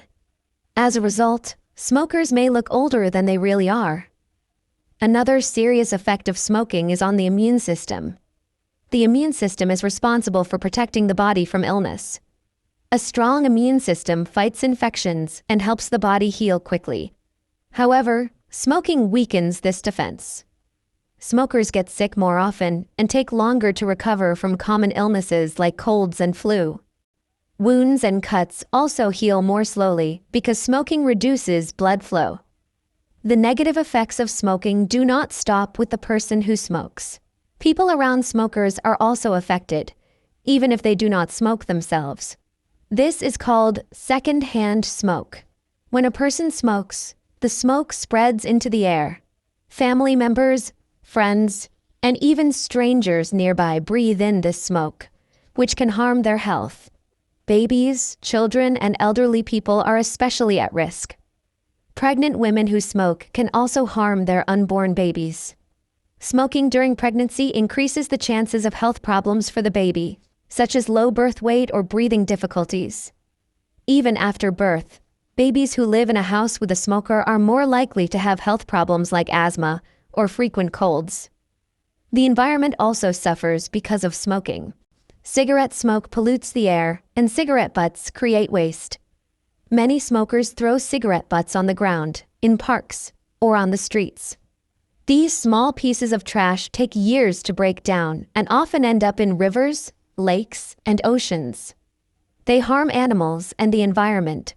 Forest fires are sometimes started by people who throw away burning cigarettes carelessly. Smoking does not only affect health and the environment, it also has financial effects. Cigarettes are expensive. Many smokers spend a large amount of money on cigarettes every month. If a person smokes for many years, they spend thousands of dollars on cigarettes. This money could be used for better things, buying healthy food, traveling, education, or saving for the future. Many smokers realize too late that smoking has taken a lot from them, not just their health, but also their money. Smoking also affects personal and social relationships. Many non-smokers do not like being around smokers because of the smell of cigarettes. The smell stays on clothes, hair, and even in homes and cars. Some people find it unpleasant, and this can create distance in relationships. Smokers may also find it difficult to be in places where smoking is not allowed, such as restaurants, offices, or public transportation. This can limit their activities and make them feel uncomfortable in social situations. For those who have been smoking for a long time, quitting may seem difficult. However, many people have successfully quit smoking and improved their lives. The body begins to heal as soon as a person stops smoking. Breathing becomes easier, energy levels increase, and the risk of serious diseases decreases. Skin starts to look healthier, and the sense of taste and smell improves. The money saved from not buying cigarettes can be used for better things. Quitting smoking is not easy, but it is possible with determination and support. Many people find it helpful to set a goal, seek support from family and friends, or use tools like nicotine patches or counseling. Some people quit immediately, while others do it gradually. Every small step toward quitting is a step toward a healthier life. Conclusion: smoking affects every part of life, health, relationships, finances, and the environment. While it may seem like a small habit at first, its long-term effects are serious. Many people wish they had never started smoking, but the good news is that quitting is always possible. Every person has the power to make the choice to live a healthier life. Understanding the effects of smoking helps people make better decisions. For English learners, reading and discussing topics like this also helps improve language skills while learning about important issues. Smoking is a challenge, but with knowledge and effort, anyone can overcome it. The English Pod Audio Review. Listen to the meaning, then say the vocabulary word. Informal of saying cigarette. Stogie. A receptacle for tobacco ashes and cigarettes and cigars. Ashtray. The end of the cigarette which contains the filter and is placed into the mouth to smoke. Butt. Reduce the amount taken or used. Cut down. A solid, sticky substance that remains when tobacco is burned. It accumulates in the lungs of smokers and is considered carcinogenic. Tar. Immediate, complete withdrawal from something. Cold turkey. A mechanical device for lighting a cigarette, cigar, or pipe. Lighter. A patch that slowly releases nicotine into the body. Nicotine patch. A thin strip of wood or cardboard tipped with a chemical that ignites when scraped against a rough or specially treated surface. Match. Gum that slowly releases nicotine into the body. Nicotine chewing gum. Smoking a cigarette once, a puff. Share a cigarette with someone. Drag. To act more forcefully, to regulate or repress. Crack down. To start smoking a cigarette. Light up. The strength of mind to carry out a decision. Willpower. A strong impulse, inner drive, or yearning.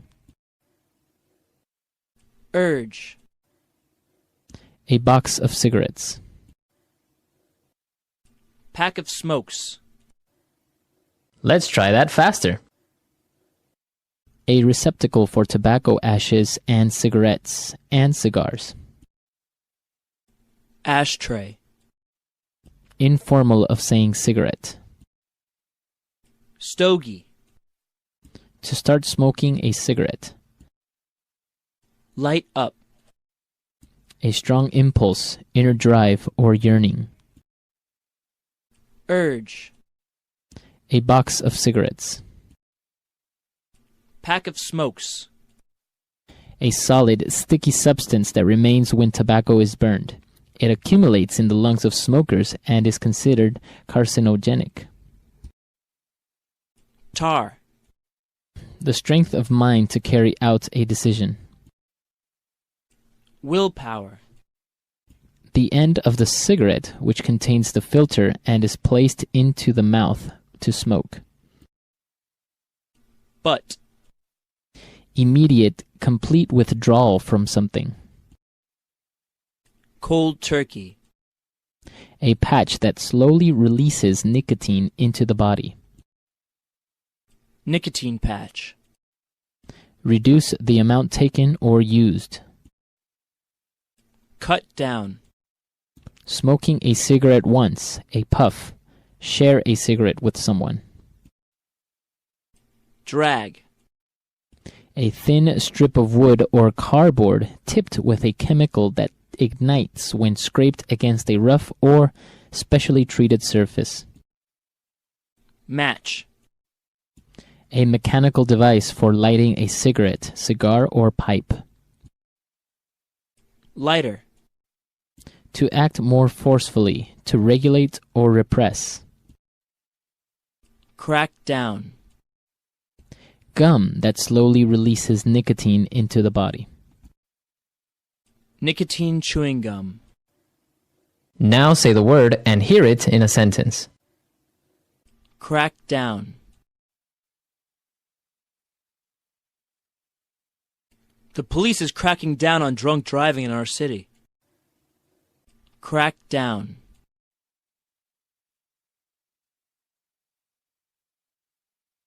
The president has passed a law that will crack down on possession of illegal substances. Crack down. Our school has really started to crack down on tardiness. Cut down.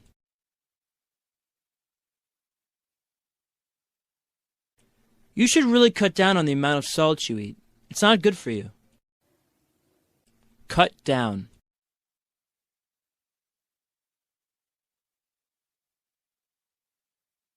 Our company has decided to cut down our workload, so from now on we leave at 3 p.m. every Friday.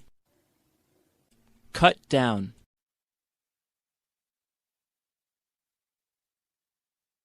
My doctor told me I need to cut down on fatty foods because of my heart condition. Light up.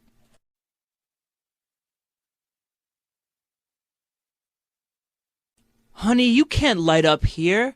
We are in a non-smoking area. Light up.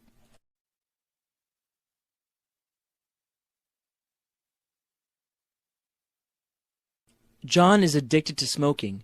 Anytime and anywhere he has a chance, he lights up immediately. Light up.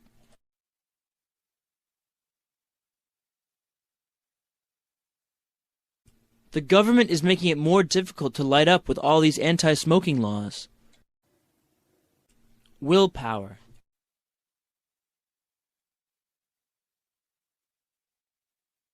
I don't have the willpower to stick to my diet. It's so hard. Willpower.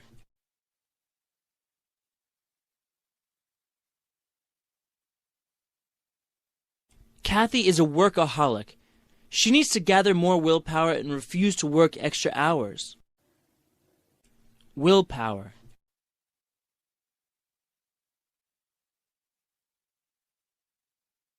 Willpower and discipline are essential to any person that wants to succeed in life. Urge.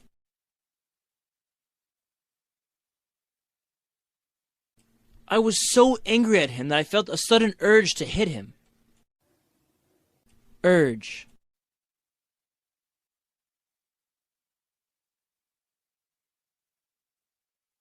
Last night my wife got an uncontrollable urge to smoke every hour. It was weird. Urge.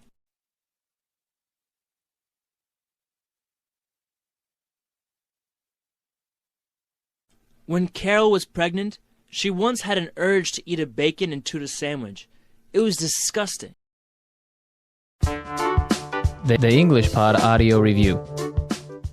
Listen to the meaning, then say the vocabulary word. Something is usual or expected. Norm. The money that a country uses. Currency. The sum of money required to reinstate. Margin deposit. Taking effect rapidly. Drastically. Very quickly, just a second. Split second. An offer to pay a particular amount of money. Bid. Let's try that faster. The sum of money required to reinstate. Margin deposit. Something is usual or expected. Norm. Very quickly, just a second. Split second. An offer to pay a particular amount of money. Bid. Taking effect rapidly. Drastically. The money that a country uses. Currency. Now say the word and hear it in a sentence. Norm. What's the norm in this company concerning protocol? Norm. This is the norm, so you'd better get used to it. Norm.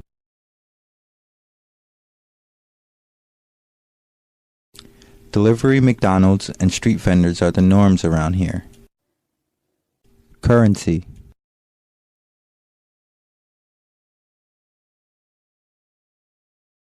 Before I went to France, I had to change some of my Canadian currency into euros. Currency. What's the currency in this country? Currency.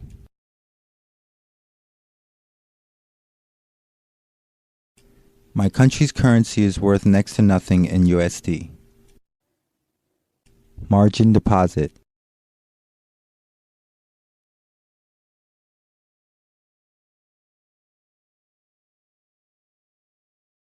He decided to start with a margin deposit of GBP 100.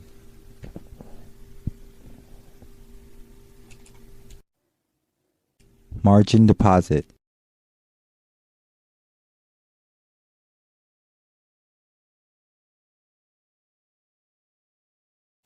I can't believe that I can trade with USD 1 million deposit when I've only put in a margin deposit of USD 10,000. Margin deposit.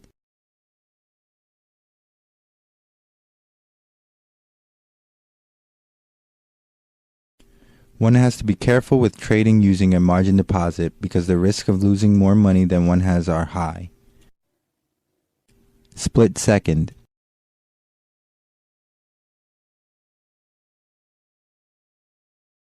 The gang members were closing in on me fast, so I made a split-second decision to run instead of fight. Split second.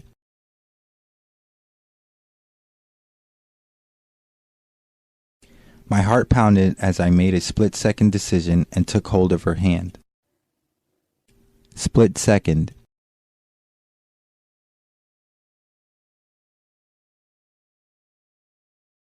My split-second decision to try a trick on my bicycle in order to impress my friends didn't end well. Bid.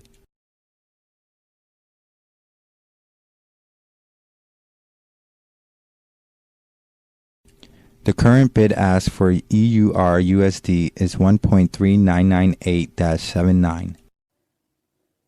Bid.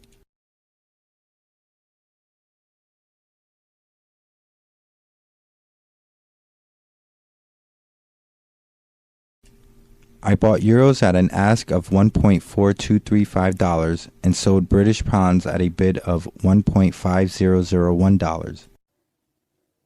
Bid.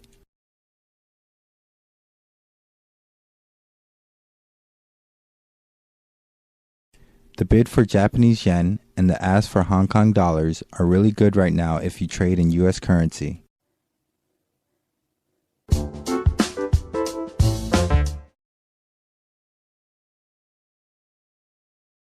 Welcome, learners, to another deep dive. Today, we're diving into a truly unique collection of source material.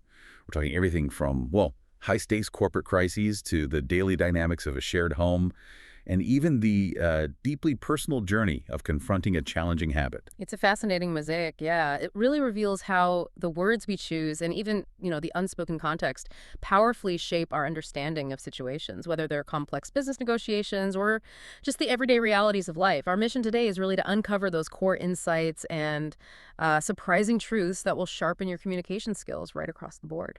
Absolutely.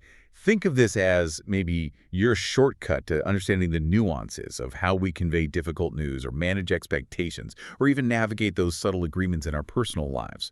We're exploring the hidden language that underlies, well, our challenges and triumphs. Let's unpack this. Okay, so our journey begins in a pretty high-pressure corporate office. The air is thick with bad news, basically. We see an employee delivering a, frankly, disastrous first quarter report, sales down 50%, the company is massively overstocked and overstaffed, profits are in freefall. Yeah, and what's particularly striking in our source here is the sheer scale of this crisis. It's not just one thing. We're talking a market in recession, new regulations making redundancies or, layoffs, as you might say in American English, incredibly costly, and then the shocking discovery that half their production is faulty because of a supplier's QC failure. Oh. Right. And on top of that, they're facing a product recall. They have to shoulder this immense cost themselves and the supplier. Gone under. The owner apparently fled the country. So this cascade of failures really begs the question, how do you even begin to articulate such an overwhelming mess? And, what does that language communicate beyond just the facts? And our source material gives us some incredibly powerful language for exactly that situation. For example, the boss refers to the gory details of the quarter. Now, this isn't just about unpleasant specifics. It's a phrase that sort of signals a demand for complete transparency, even when facing disaster. It indicates a willingness to confront the full reality. Then there's to shoulder the cost or to shoulder the burden. That highlights the critical act of taking on immense responsibility. It signifies, leadership and accountability during a crisis. Exactly. And we also encounter regulations governing compensation packages. This noun governing noun structure, it's more than just legal jargon. It illustrates how precise language and policy directly dictates actions and limits options. Understanding this kind of phrasing is really key to grasping the framework within which business decisions, even painful ones like layoffs, must be communicated. Right. And the blunt reality of a company going Under, that doesn't just mean bankruptcy. Yeah. It conveys a finality, a complete collapse that carries significant emotional weight for everyone involved. Definitely. Now, as for the delivery of such news, the source reveals some telling reactions too. The boss tells the employee to lay it on me. That's highly informal, yet very direct. It signals readiness to absorb bad news without sugarcoating. Yeah, no beating around the bush. Right.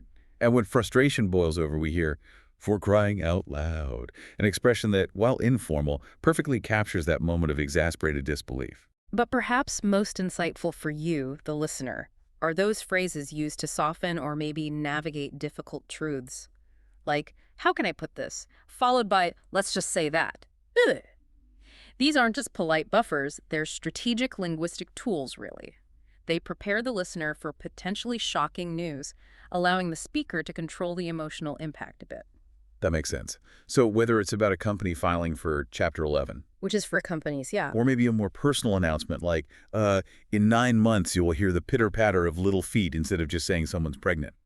These phrases manage expectations before the full truth lands. Exactly, managing the landing. Our source even touches on some surprising global differences in dealing with financial collapse. It notes that in some countries, like Dubai, you can actually go to jail for debt. Wow, yeah. That's a stark contrast to the U.S. system. For sure. And this detail just underscores the profound real-world consequences that can follow from corporate decisions and the communication or miscommunication that surrounds them. So for you, these insights are about more than just vocabulary. They're about understanding the emotional and strategic power of language when the stakes are, well, really high. And speaking of navigating burdens, sometimes the heaviest costs aren't financial, right? But the daily, often invisible efforts needed to maintain our personal spaces and well-being. This brings us to a surprisingly complex world. Household chores. Our source material shifts from the boardroom right into the living room, revealing the everyday language a couple uses while preparing for guests. And what's truly interesting here isn't just the words themselves, but how they reflect our perceptions of, shared responsibility and domestic harmony. Phrases like "such a mess," it doesn't just describe disorganization, it often carries an implicit judgment or maybe a call to action. Yeah, definitely implies someone should do something about it. Right. And chores for common household tasks. This seemingly simple word often sparks deeper conversations about fairness and expectations within a household. Right, and the goal, according to the source, is to make the house spotless. This isn't just about physical cleanliness, it's about that desire for perfection, maybe, and the societal expectation of hospitality when guests come over. We also see tidying up, which implies a more general organization, kind of a step towards that spotless goal, perhaps. Tidying versus deep cleaning. And what's truly fascinating in the source material is its exploration of the changing dynamics of household responsibility, particularly with the rise of the house husband and the modern trend of chores being divided, or at least negotiated more equally between partners. This isn't just a shift in labor, it's a continuous negotiation of roles and expectations. And the language couples use in these moments, it reveals a lot about their power dynamics and mutual respect, or lack thereof sometimes. That's a great point. Our source provides brilliant phrases for those moments you might want to politely decline or defer a task to. The common, "I'm in the middle of something right now." It's not just an excuse, right? It's a way to set boundaries and communicate current priorities without an outright refusal. Yeah, it's a negotiation.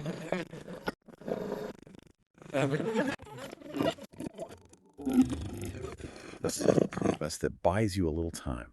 Definitely buys time. And when it comes to suggesting a division of labor, a highly effective and polite approach is, "Why don't you do this and I'll do that?" That phrasing frames the request as a collaborative solution, promoting teamwork rather than just issuing a command. Yeah, much smoother. The source also delves into grocery as all the food items you buy and related terms like grocery store, or grocery list. It even notes subtle differences in usage between American and, say, Canadian English. Understanding these slight regional variations can prevent minor misunderstandings in just everyday chat. But the insights here go far beyond just the language of domestic life, actually. Our source material takes a deeper look into why cleaning is so essential, and not just for appearances. It connects a clean space to fundamental aspects of well-being: physical health, mental clarity, organization, showing respect, and hospitality. Yeah. even safety. Absolutely. When we connect this to the bigger picture, it really highlights that the act of maintaining a clean home fosters a calm mind, it reduces stress, it directly impacts our quality of life and our relationships. The source material outlines some effective cleaning strategies too, like making a plan, gathering tools, cleaning one room at a time, working top to bottom. The classic top to bottom. Yeah, decluttering, setting a schedule involving everyone. It emphasizes focusing on key areas like the kitchen, bathroom, living room, bedroom. It shows how structure and managing our physical space can lead to a more harmonious living environment, which in turn probably reduces points of friction in communication between people living together. That makes a lot of sense. Okay, now we shift gears again to a deeply personal and often societal topic, smoking. Our source gives us a pretty raw glimpse into an argument between a couple about one partner's smoking habit. Yeah, and this immediately raises an important question. How do we talk about such a deeply ingrained habit? Its profound impact on health, on relationships, and the really challenging journey of quitting.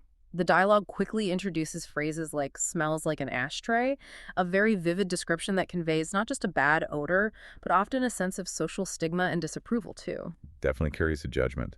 And pack of smokes, just a common informal term for cigarettes, highlighting the everyday nature of the addiction for some. We also learned the crucial difference between cutting down on smoking, just reducing the amount, and quitting, stopping entirely. This linguistic distinction reflects different levels of commitment, doesn't it? And the challenging process of behavioral change. And for those who smoke, lighting up is that casual term for starting a cigarette, often associated with a ritual or taking a break. Right. And when we connect this to the broader struggle of addiction, the source material delves into the concept of willpower, that mental strength to stick to a decision, whether it's quitting smoking or, say, dieting. And the powerful urge, that strong desire or craving, is portrayed as the internal battle that makes quitting so incredibly difficult. Understanding these terms helps us empathize with the struggle and maybe articulate it more effectively. And here's where it truly gets compelling, I think. The fluency phrases specifically for quitting, going cold turkey. That means stopping immediately and completely.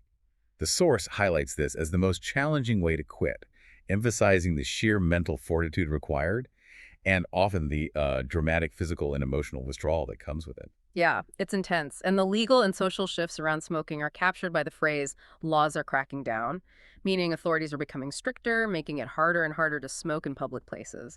Our source mentions how expensive cigarettes have become, citing prices like, $10 a pack in Chicago? Wow, that adds up fast. It really does. It becomes a significant financial burden that often plays into the arguments, like the one in the source. And there's a surprising fact that even the graphic warning labels on cigarette packs are often ineffective. Apparently, people sometimes even choose packs based on the images they find less disturbing or maybe more perversely appealing. It's complex. That's wild.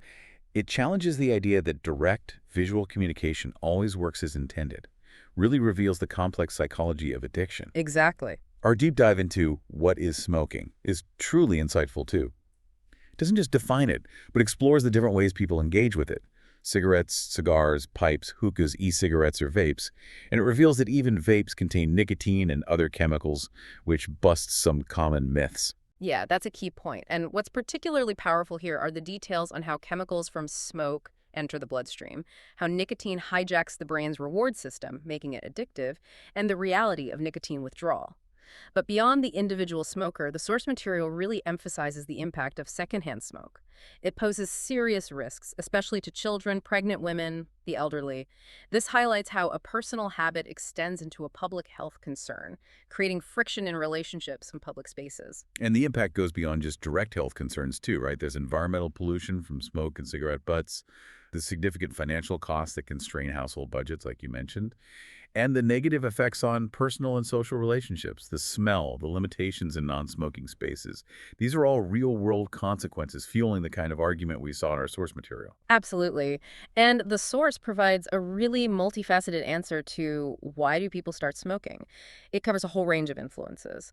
Exposure to family members who smoke, peer pressure, the historical influence of media glorification, think old movies, the misguided belief it helps with stress or weight loss, simple curiosity, cultural traditions in some places, the idea it aids concentration, even as an act of rebellion for some teens. But crucially, it highlights that many individuals just underestimate the powerful grip of addiction until they're caught in its cycle. The effects on health listed are just sobering. detailing damage to lungs, weakening of the heart, premature skin aging, a compromised immune system. These aren't just abstract medical facts. They are the grim realities that often motivate the desire and the intense struggle to quit. But, and this is important, the good news, as our source strongly emphasizes, is that quitting is always possible. Always. The body begins to heal surprisingly quickly. Significant health benefits emerge relatively fast. And with determination and support, things like nicotine patches, counseling, support groups, a healthier life is genuinely within reach. This shift in language from just the problem to the potential solution offers a powerful counter-narrative. It shows the human capacity for transformation. Wow. Okay, so from the overwhelming language of corporate calamities to the subtle negotiations of daily domestic life, and then the deeply personal struggle with smoking. We've covered a remarkable range of human experiences today, and the critical role language plays in absolutely every single one. Yeah, what truly stands out to me is how interconnected these seemingly disparate topics actually are. There's this common thread of communication and consequence, whether it's managing a company in crisis, maintaining a home, or overcoming an addiction. Each scenario demands, well, clear articulation, an understanding of underlying dynamics, and often a really powerful shift in perspective. Exactly. And for you, our learner, these insights hopefully aren't just about expanding your vocabulary list. They're about gaining a more nuanced understanding of the world around you and equipping you to engage more effectively, maybe more empathetically, and certainly more strategically in any conversation, regardless of the challenge. We hope this deep dive has given you plenty to think about. Maybe consider this. How might applying the communication strategies we discussed for, say, delivering bad news in a boardroom subtly shift your approach to a difficult conversation in your personal life? Or even in tackling a complex personal goal like breaking a habit? The language of navigating challenges is surprisingly universal, isn't it?